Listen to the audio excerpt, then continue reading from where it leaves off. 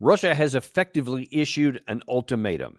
You give us peace on our terms now, or we will fight until we win the issue on the battlefield. Now, they've been implying that for a long time, but things seem to be picking up pace both on the battlefield itself and in the diplomatic realm.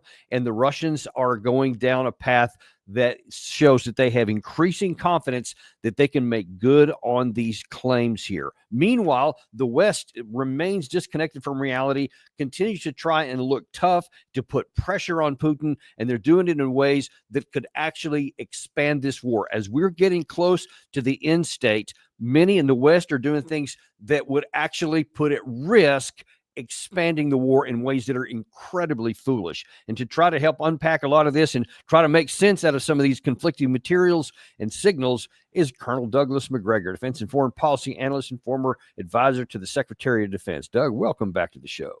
Hey, thanks, Dan.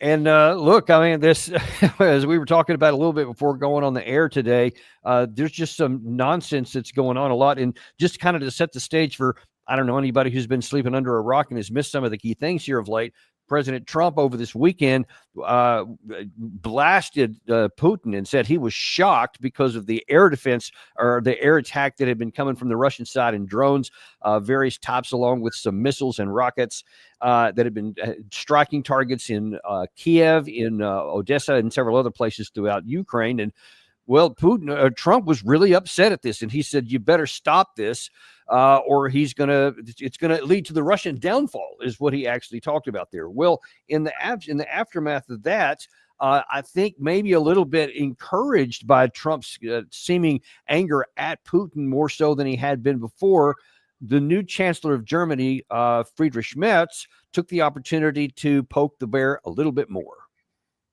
There are no longer any range restrictions on weapons supplied to Ukraine, neither by the British, nor by the French, nor by us, nor by the Americans. This means that Ukraine can now defend itself, for example, by attacking military positions inside Russia. It couldn't do that until a while ago. With very few exceptions, it didn't do that until a while ago either. Now it can. So let's just look, first of all, at the accuracy of what he says. Is it true that with long-range weapon systems, and that's the Taurus, the ATACMS, the Storm Shadow, and I forget the one from France, but will allowing these things to be fired deeper into Russia actually help Ukraine defend itself? Well, of course not. The war is lost. That's obvious. The Russians have won, so this is complete and utter nonsense. And then look at the second part there. What then from the German perspective, and one would imagine that this had been talked about with especially the other European leaders prior to him making this statement, since he's talking about their missiles. What is the value in making this declaration now, especially if they actually make good on it and allow missiles to be fired deep inside of Russia? Well, frankly, I think they're all polishing their globalist credentials. They're part of the violent anti-Russian club. These are the same people that have opened their borders to millions and millions of people who will never assimilate and cannot be part of their societies, but can ultimately destroy their societies. And at the same time, I think, they're doing the bidding of the people that have helped to finance them. You've got to look at where Merz was in the banking system, the career that he's pursued that made him a multimillionaire. So he's responding to these things. Sometimes we call them globalists. Sometimes we call them Sorosistas. But these people are largely divorced from reality on the ground. That means they're divorced from their own populations, because anybody who takes the trouble to look at the polling data in Poland, Germany, France, or Great Britain discovers very quickly there is no appetite whatsoever for war with Russia. Yet he is effectively saying that Germany is taking the lead in threatening Russia. He may think that he's saying that we're going to help the Ukrainians, but in fact, this has nothing to do with that.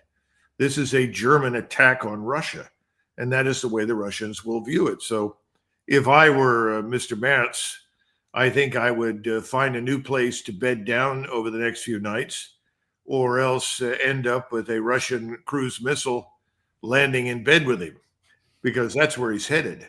He's Well, yeah, and of course that then gets into the issue of the risk of escalating the war and expanding it beyond its current borders. In the immediate aftermath of the statement, you had Maria Zakharova, the spokeswoman for the foreign ministry in Russia, said that the Russians will consider any attack by a German missile deep inside of Russia as an attack by Germany, and then they will take appropriate countermeasures. They didn't say what those were. And you see one of our viewers here says that Ukraine's trying to have an atrocity to draw them in so they can expand the war, but they think that Russia would just basically take it in the teeth. What do you think about that? I don't think that the Russians at this point are terribly sensitive to accusations against them of war crimes and other things, because they're simply untrue. I mean, this Russian military establishment has nothing in common with the Soviet military establishment. That's been made very clear. It's also a very religious organization. People are trying desperately to avoid harming civilians. Sometimes they have no choice because the Ukrainians, for obvious reasons, have placed weapon systems in hospitals, schools, and other locations. And the Russians, after much discussion, have said, well, then we have to attack these, because if we don't, these places will be used to attack our soldiers or our civilians. And I think that's true. I think this is a very sad development, but it also implicates us again. President Trump is the leader of NATO. If President Trump were sincerely interested in building peace in Eastern Europe, if he was interested, as I thought he was, in normalizing relations with Russia, then he would intervene to stop this. He could simply say, look, I don't agree with this, and as the leader of NATO, I'm saying stop. And if he said that to Merz would shut up and stop. But he hasn't done that. He's essentially failed miserably in his leadership of NATO, as well as in leadership of the United States. He's not even capable of pursuing what's in our own interest anymore. He's incoherent. He contradicts himself. If you listen to Trump now and compare him with Trump of just 60 days ago or 90 days ago, you're dealing with entirely different people. He makes these outrageous statements about the Russians killing lots of people. Well, what does he think happens in a war, especially when the enemy begins to fall apart as the Ukrainians have? They begin to take very heavy casualties as the Russians move forward. Again, where is he in all of this? Could he play a role? Yes, he could have played a role. Now he's irrelevant. Yeah, and I'm going to touch on that in just a second here, but I want to stick first of all on the Russian side here, because just a few days ago, Sergei Lavrov was at a conference, and he was on the stage. He was given a speech and was asked a really important question here, and his answer really took me by surprise, because from the time that Trump was inaugurated and he was making these overtures to Russia, the officials in Russia were making really politic, diplomatic, and evasive statements. See, they say they want the war to end. They want a peace. They would consider a ceasefire, all these kind of things, but they were kind of mum on what they would do. Now then, they're getting more prescriptive and direct. Here is Sergei Lavrov just a couple of days ago talking about however this thing ends, whether a negotiated settlement or a military, there is one thing they will not tolerate inside of Kiev. Мы не можем оставить людей под властью того режима, который сейчас там находится. И если правительство, так называемое, хунта, по большому счету, Зеленского, если они рассчитывают на то, что каким-то образом будет достигнута договоренность о прекращении боевых действий, и то, что останется от Украины, будет жить по тем законам, которые они напринимали, это иллюзия. Этого допустить нельзя ни в коем случае. For anybody who may not have been able to read that small print on there, what he said was anybody who thinks that this war is going to end under any circumstances that's going to allow the Zelensky regime and the laws that he has on there to remain in power is a complete illusion. Under no circumstances will he allow that, he said at the end. What is your reaction? From the very beginning, President Putin has said repeatedly, we want to get at the root causes of the war. And we want to talk about solving the problems that are the root causes of this conflict. We've ignored that repeatedly. We said, oh, no, let's have a ceasefire.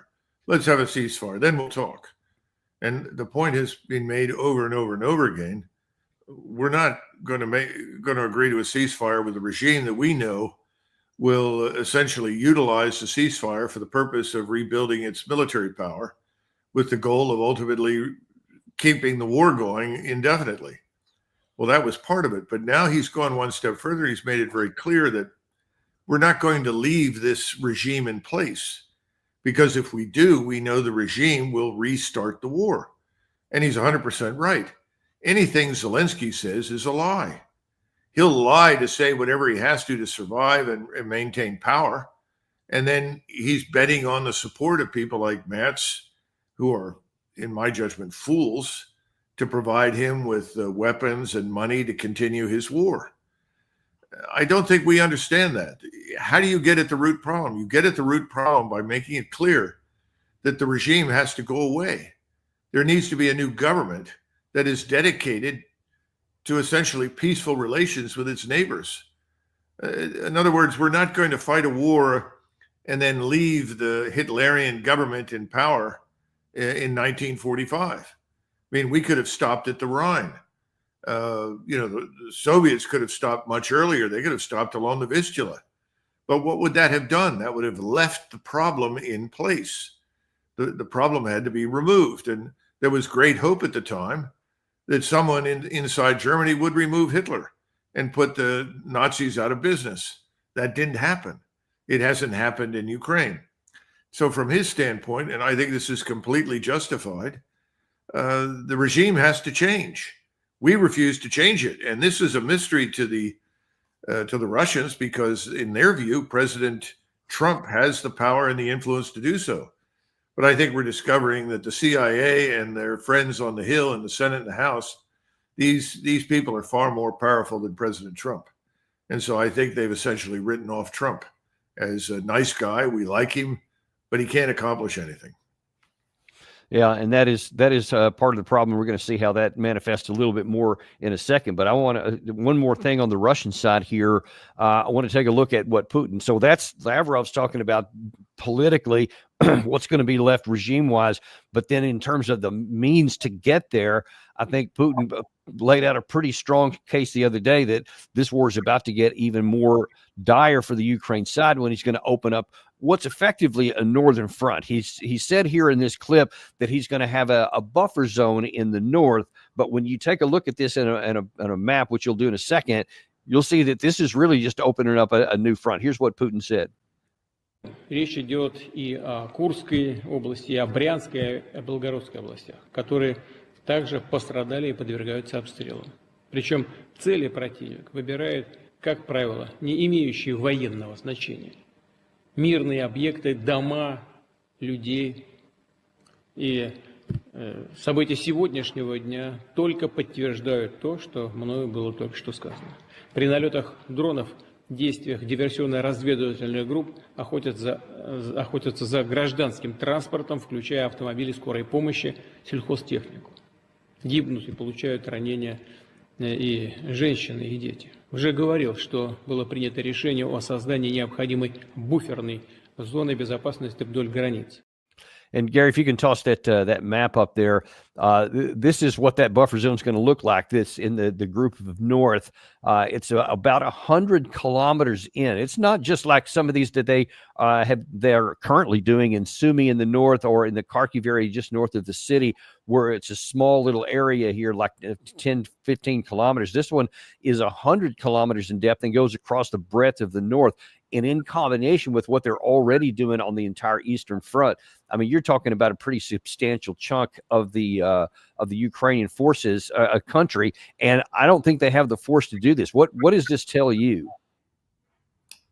Well, the buffer zone that was discussed shortly before President Putin made his announcement said that the buffer zone will cover Odessa,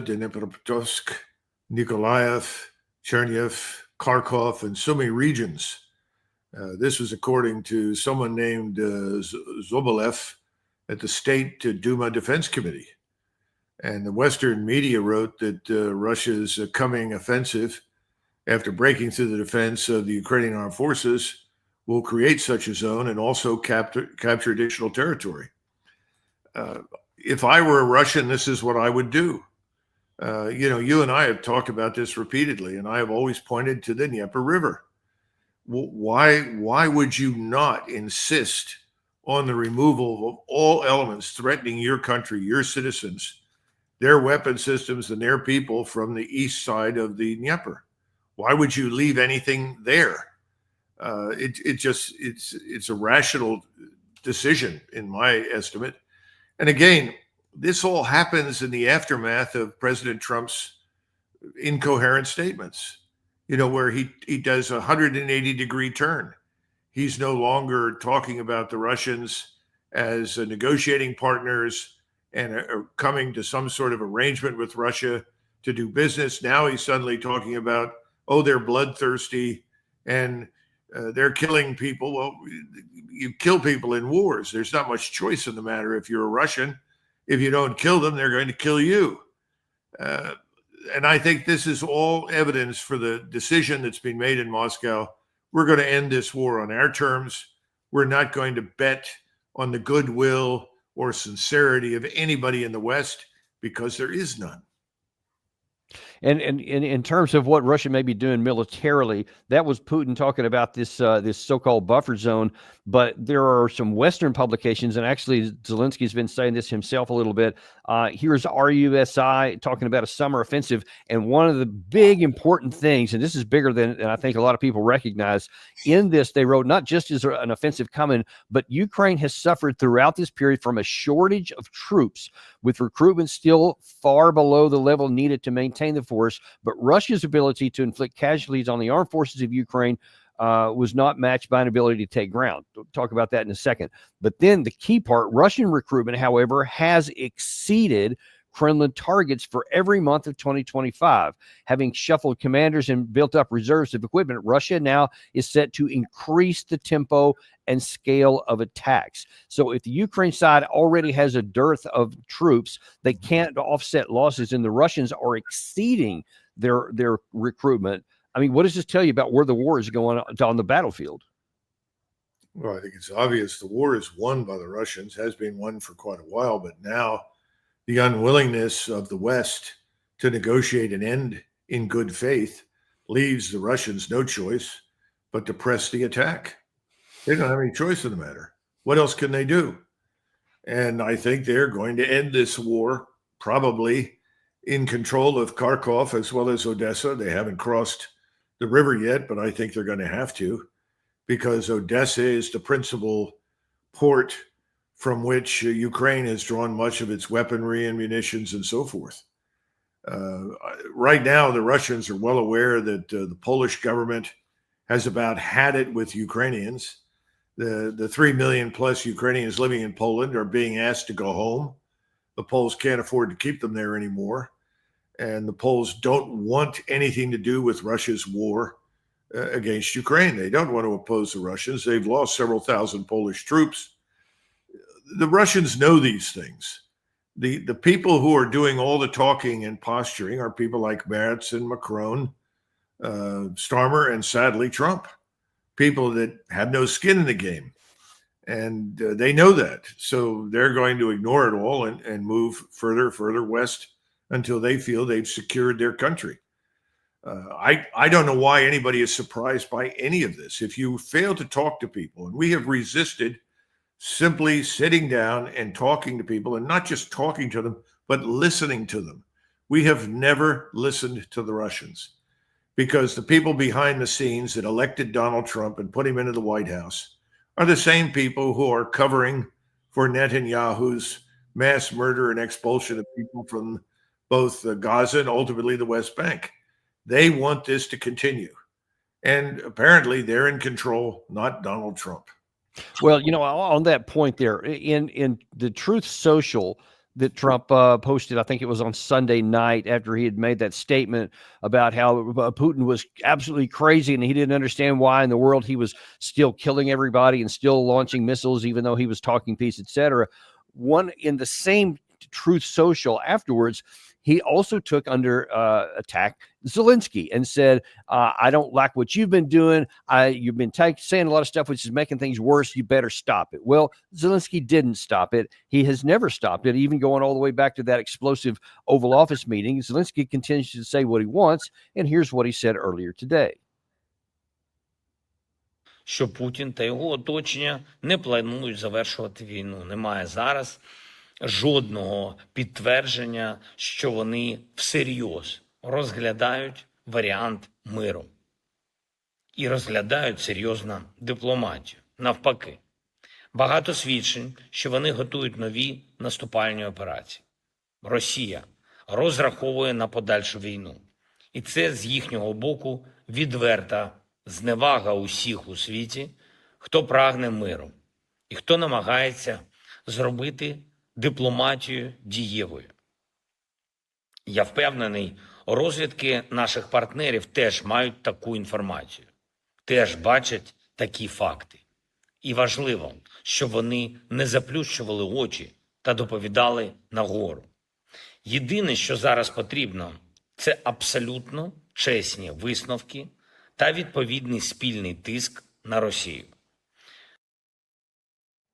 What he's saying there, yeah, that's the True Social there, where Zelensky is actually not being quiet and he's not keeping his mouth closed. And if you couldn't read the small print there, any of our viewers, he was basically saying, yeah, Russia is the only impediment to peace. They're not serious about this, etc.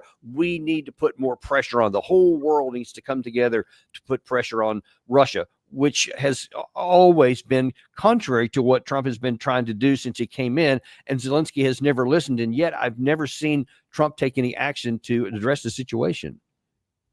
Well, Trump hasn't taken much action, period, except to extend the policies of the Biden administration. Trump's view of the world is almost infantile. He talks in terms of settling a dispute in the schoolyard between two young men who can't agree on something, or two young boys. That's not what this is about. He's never demonstrated a real grasp of what is going on in Eastern Ukraine and what has gone on in Ukraine and Russia, period, for the last, I would say, 100 years at least. It would be better if he understood the longer term implications of everything that's happened there. But the point is, certainly the last 100 years have gone right by Donald Trump without him understanding anything. And as a result, you get these stupid remarks about, well, he's bad and I don't like either of them and blah, blah, blah. Well, the truth is there's not a damn thing he can do about any of it. And threatening sanctions at this point, results in a big oh-hum from the Russians. What are you going to do to them? Remember, go back again to what Trump said, what President Putin said many months ago about the truth that there would be no change in the United States or Western Europe. The people in charge were going to continue to pursue sanctions, and so Russia has to chart a different path. The interesting thing is when Trump talks about the whole world, he might as well hang that one up, because with the exception of the West Europeans and some East European states, the whole world is on Russia's side. He doesn't seem to get that. He doesn't understand that the injustice of what the Ukrainians have done to their Russian citizens, to the Russian people in Eastern Ukraine, and our attempt to turn Ukraine into this Trojan horse of destruction for use against Russia are things that everybody in the world understands except Donald Trump. Again, it's just discouraging. Now, there are a couple of things that Zelensky did say that are true. He's absolutely right in one thing. This war is going to end when he's gone and his inner circle are gone. That's when the war will end. And that's the message. There's no longer any room for discussion. They know what they're dealing with. Moscow understands what's in charge in Kiev. And this is going to end when he and his friends are gone. That's very clear. Secondly, I'm sure you're aware that there was an attempt to kill President Putin, attempt to assassinate him, the Ukrainians sent these drones in an attack mode against a helicopter carrying the Russian president to Kursk. Well, it failed, fortunately. But how did the Ukrainians know that this helicopter was going to leave when it did and was headed to Kursk? Well, I think the CIA and MI6 provided the Ukrainians with that information. This simply reinforces the view that President Trump is not in charge. Because I think their view is if he were in charge, he would not have sanctioned an assassination attempt against the president of Russia. So all in all, the bottom line is we're now irrelevant to the outcome in Eastern Europe. And unless we and our allies in NATO want to declare war, mobilize our countries, and send millions of men and huge quantities of equipment east to fight in Russia, we should shut up because it's not going to happen. Yeah, let's hope that doesn't happen. But there seem to be some who do. You mentioned a minute ago that there are forces even within the administration and definitely within Washington that want to push Trump back into areas that are probably closer to what the Biden administration were doing. Well, one of those is Brother General Jack Keane, who went on Fox News earlier today and tried to press for both of those, trying to play on Trump's anger that he demonstrated to see if he could get him to go down this path. In 2015 and 16, he did carpet bombing of Aleppo. He used chlorine bombs. He used cluster munitions that don't self-detonate like the United States does if they're on the ground for a period of time. He used deep penetration bombs to go into underground hospitals and kill the people. It was the largest carpet bombing air campaign ever conducted since World War II. This is who Putin really is. He targets civilians, and he's doing it here to put pressure on the president because he knows the president wants to stop the killing, and he wants the president to get so frustrated he backs away. What should be done? The president almost answered. Crippling sanctions, to be sure, but also, listen, this is important because Putin pays attention to this actually more than he does with sanctions. He always thinks he can get around sanctions, and he has some evidence to prove it. And that is continued military assistance to Ukraine. That makes a difference on the battlefield. After all, we're 39 months into the war, and Putin isn't even close to taking control of Ukraine. So there again, let's go back to the sanctions that never worked before. Let's try those again, and then let's reopen the spigots back up and let a bunch of weapons and ammunition go in there. But what do you say to that? Well, setting aside the allegations against Putin, it's unworthy of serious comment. Keep in mind that the Russians did a lot of very serious damage to ISIS. There's no question about that. And at the time, we were very grateful for their help and assistance. Frankly, the Russians were able to do more damage than we were in most cases.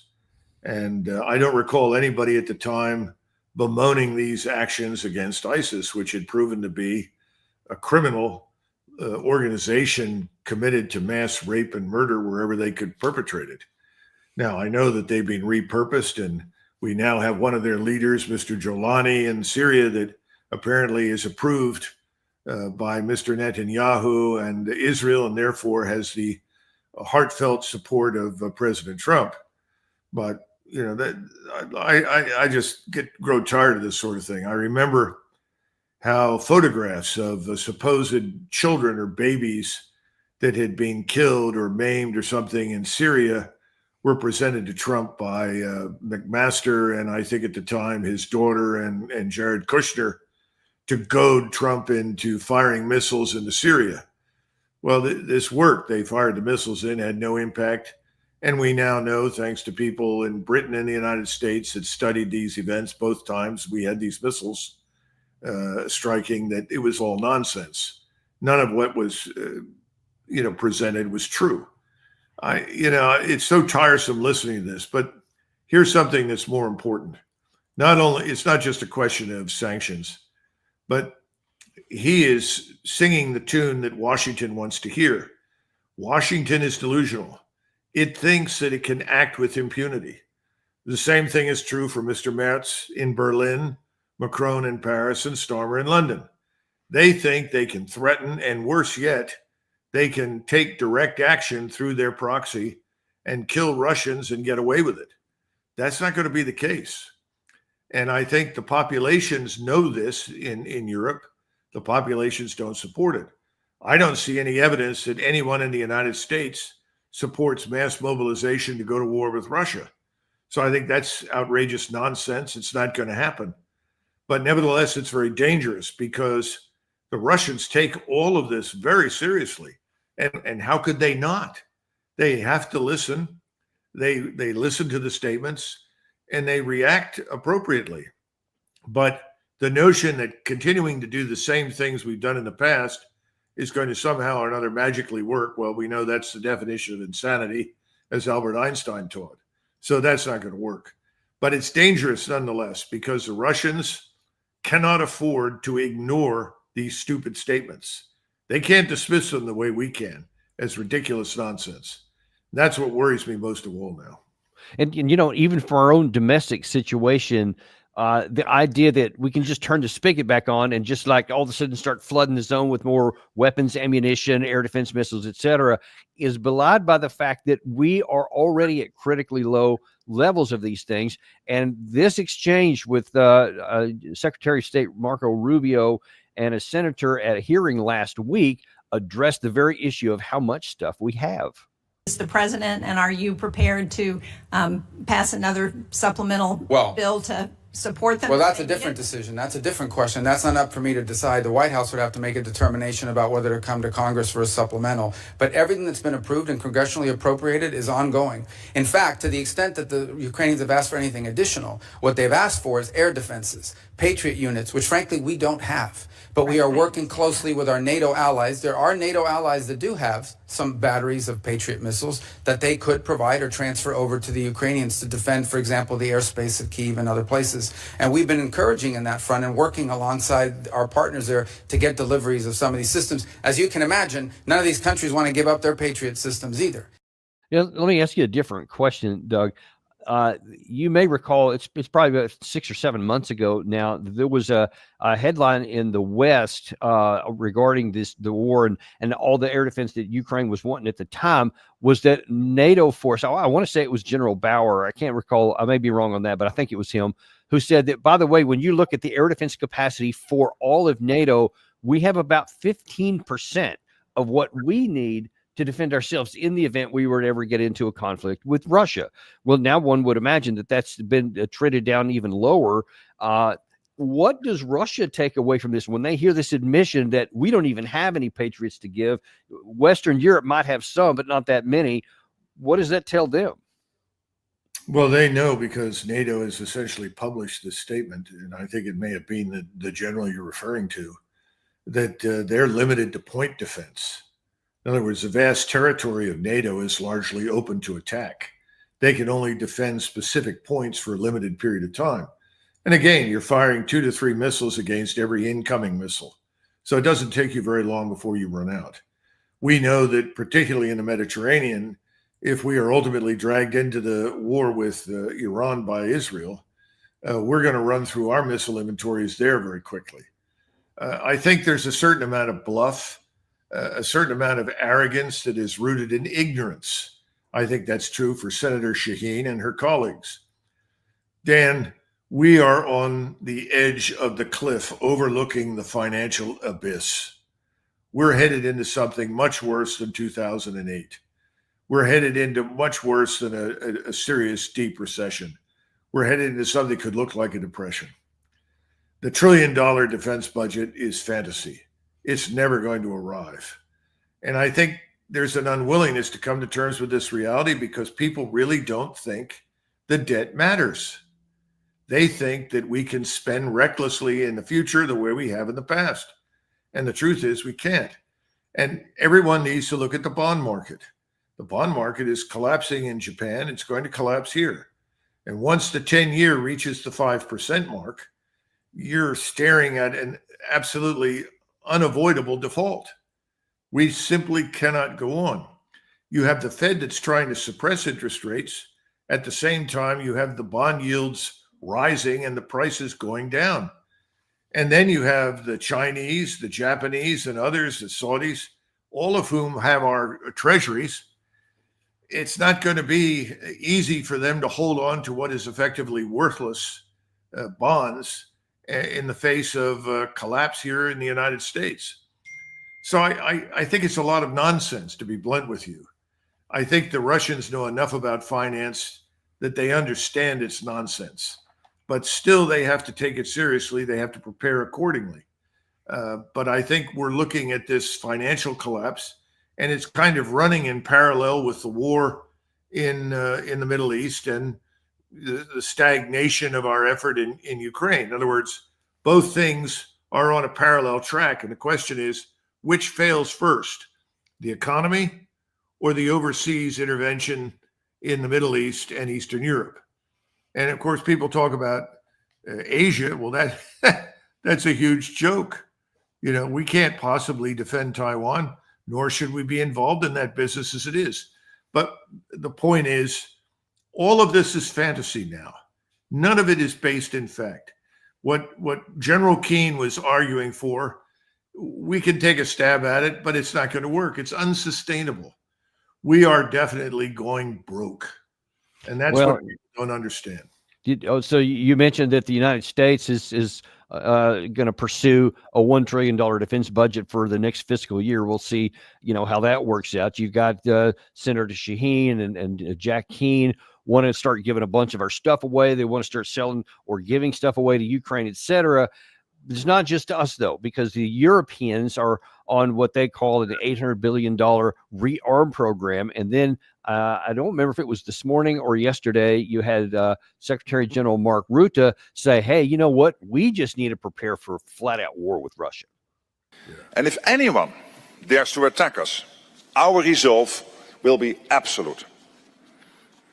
To preserve peace, we must prepare for war. But today, Europe is not at peace. Russia has brought war back to Europe. Its aggression against Ukraine must stop, and it must stop now. I completely condemn Russia's indiscriminate attacks against innocent civilians over the last 48 hours. We fully support President Trump's urgent efforts to stop the fighting. We need a just and lasting peace. NATO will continue our long-term support to Ukraine. And this is not about prolonging the war. It is about ensuring Ukraine can defend itself now and prevent any future aggression. I mean, Doug, that's all just fantasy. I mean, almost there's no realistic path to any of that stuff. But yet, this is the Secretary General and saying that you have all of the European leaders, or at least the vast majority of them, singing to the same tune. How does this work? Well, I guess there'll be a call to mobilize the Lilliputian armies for the Grand March on Moscow. It's not going to happen. Nobody wants to go. The populations are disinterested.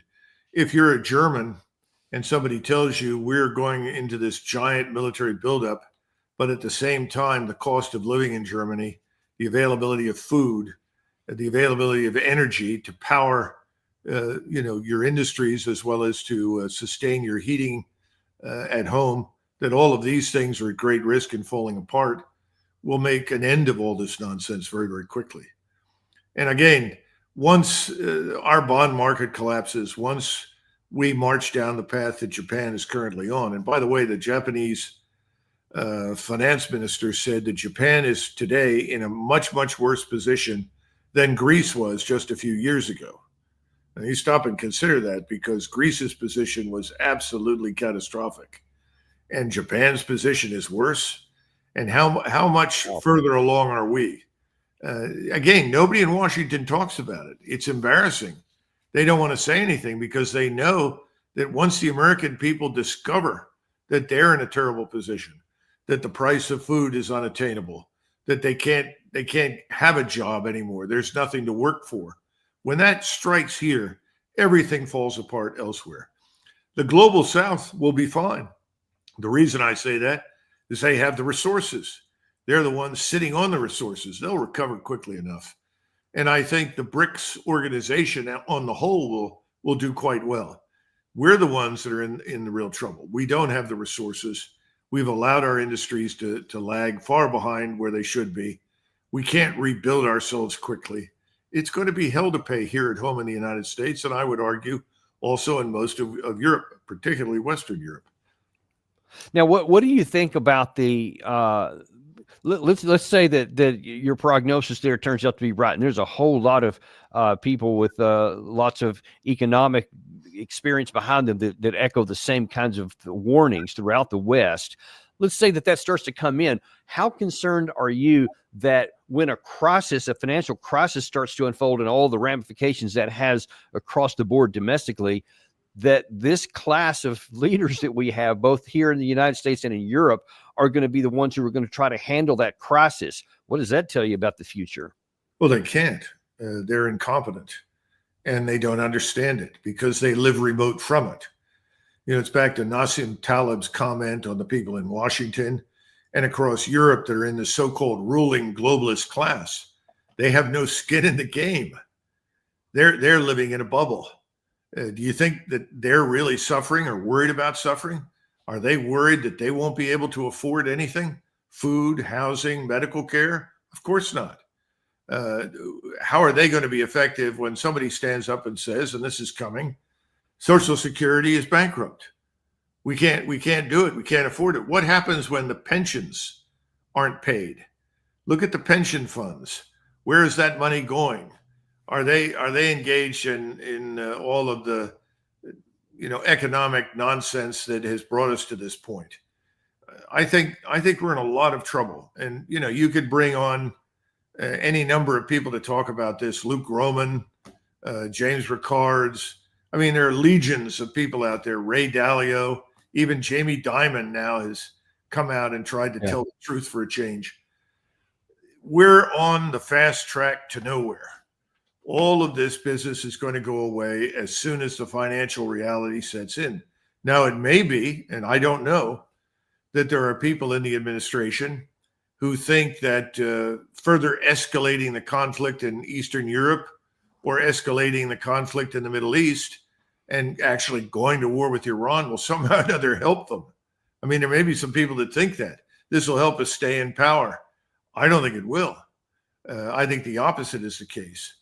And I've tried to tell people repeatedly, travel across the United States, get out of Washington, and just talk to the people that are out there, whether they're in Iowa or Northern California, Eastern Oregon or Western Arizona. It doesn't matter.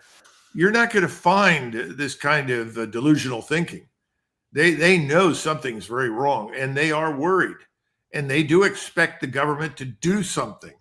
But the problem is this government only knows how to do what it does, which is repeat failure after failure after failure.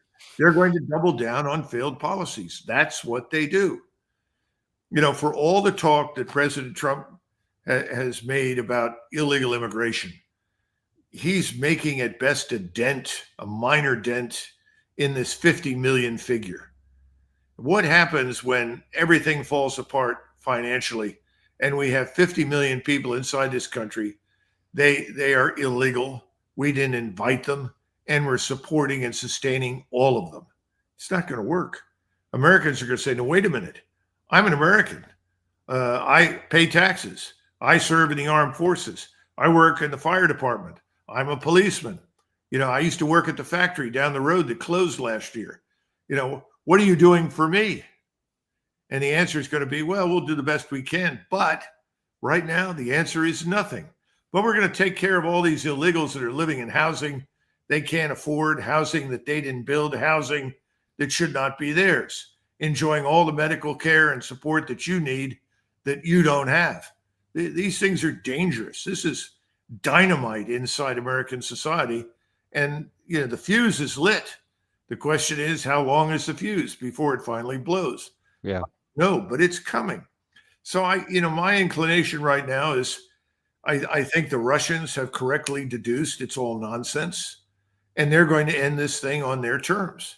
And there's not a damn thing we can do about it. Look, the army that we have today is so small. It is so overstretched. It is so poorly manned and badly commanded, it couldn't do a damn thing if it were asked to. The Navy is in terrible condition. I talk to people that are involved in replenishing the missile stocks and going out to the fleet and helping to train people. It's a disaster. It's a mess. We're not ready for any of this. That's the problem, Dan. We're just not. So these people should shut up, but they won't, because they only know one tune. If you only know one tune, that's what you're going to sing. Yeah, until you're forced out of town.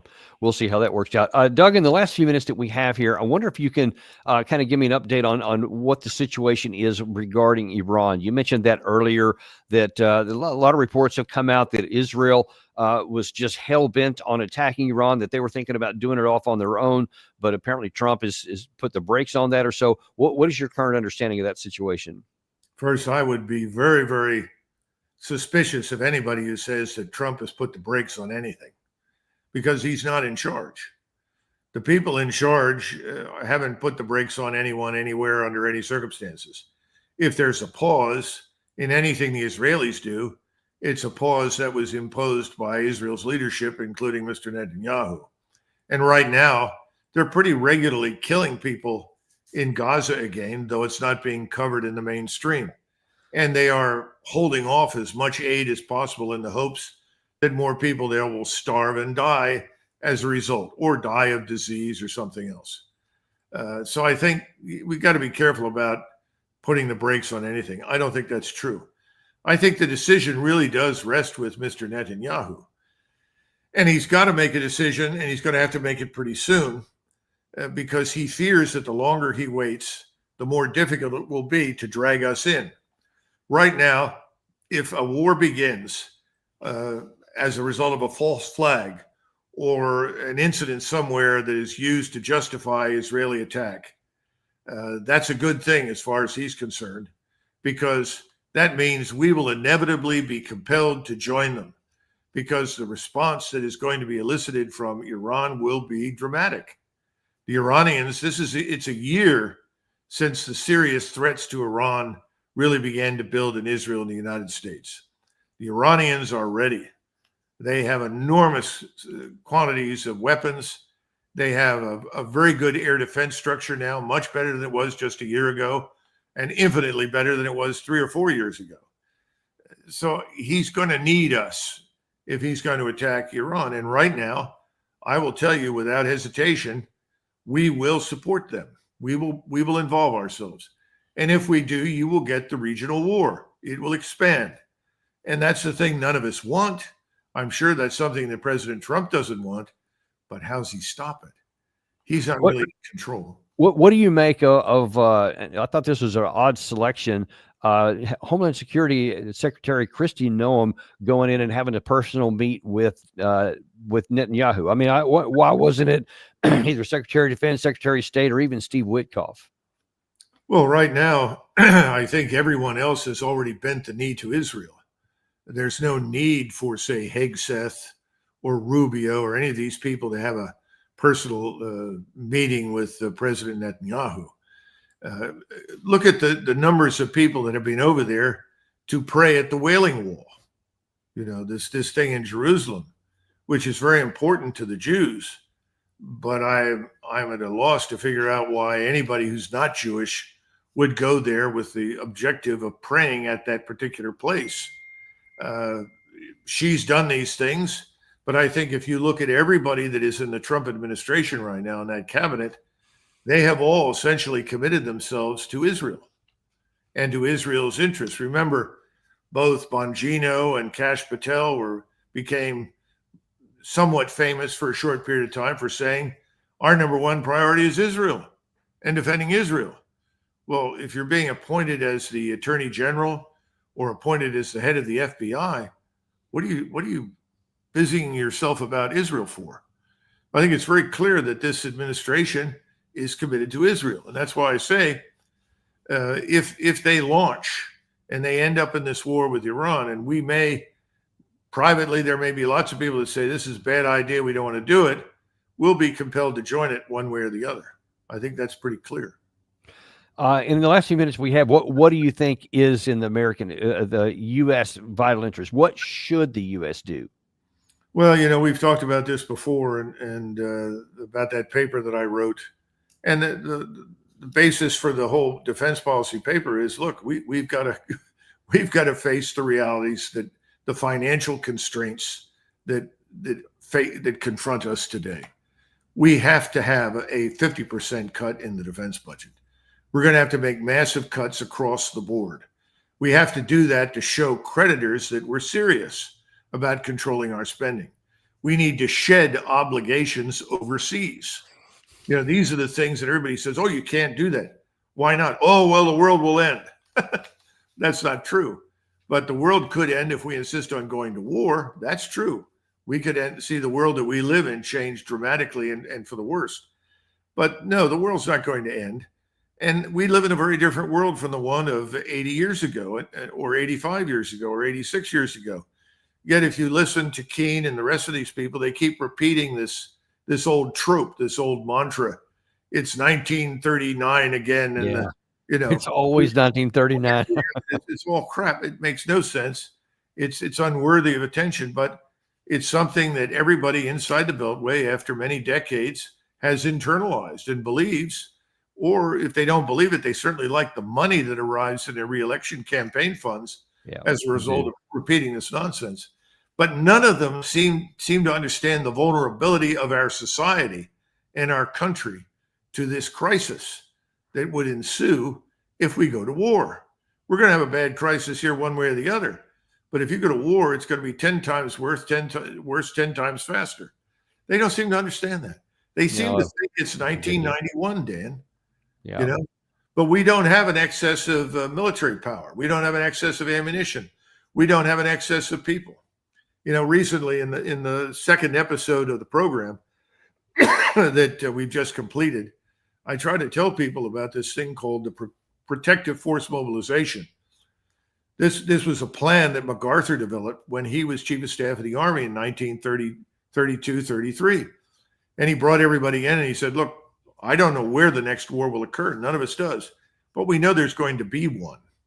So we've got to come up with a way to mobilize quickly and to have enough forces on hand such that when the war breaks, we won't be lost. As a result, we ended up, thanks to this plan, in 1941, before Pearl Harbor, we had 1.6 million men in the Army.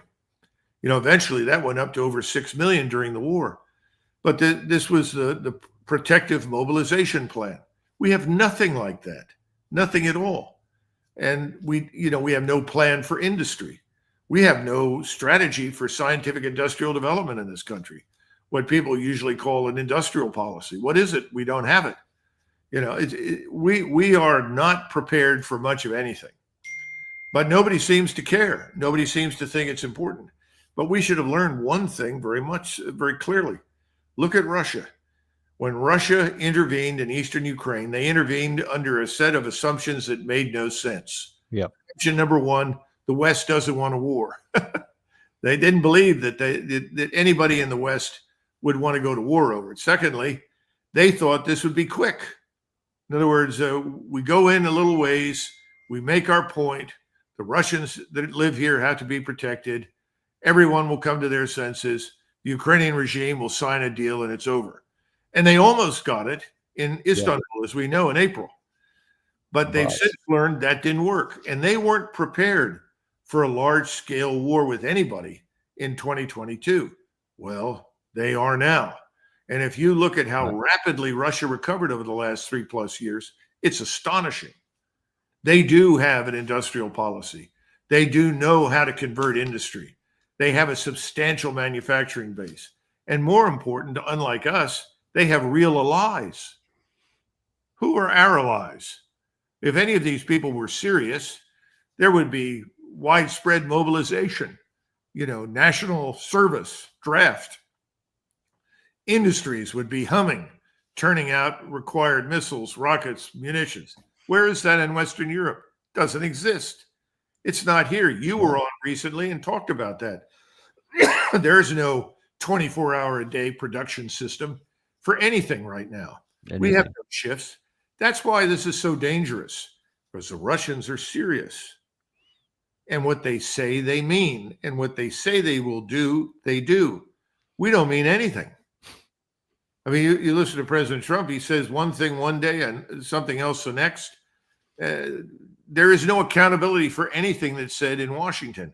And Americans sort of shrug their shoulders and say, well, as long as I can pick up my six-pack at 7-Eleven, go home and watch the game, and I can still put gas in my car and food on the table, what do I care? Right. Yeah. It's become normalized, so hardly anybody pays any attention to it anymore. But they will one day. They won't be able to do that at some point, and then the rules will change radically, and we'll have to watch how that unfolds. But as always, Doug, we appreciate you coming on today and casting this stuff in relief so that people can really get an understanding, so we know where things are going and we know what's at stake here, so no one can be caught by surprise, at least nobody who watches this show. So thank you very much for that. We appreciate it. Sure. Thank you, Dan. And thank you guys too. We're going to come back to a show with you this afternoon, one that I think you'll really, really want to watch. I'm going to expose to you some of the things that have been happening on the tactical fight in this Russia-Ukraine war that explains why things go what we perceive to be slow, but why the consequence of this slow march is anything but minimal on the Ukraine war, and where this shows that we could go. I'm going to show you some things you probably have never seen on any other channel this afternoon at 3 p.m. Be sure and tune in then, and we'll see you on that episode of Daniel Davis Deep Dive.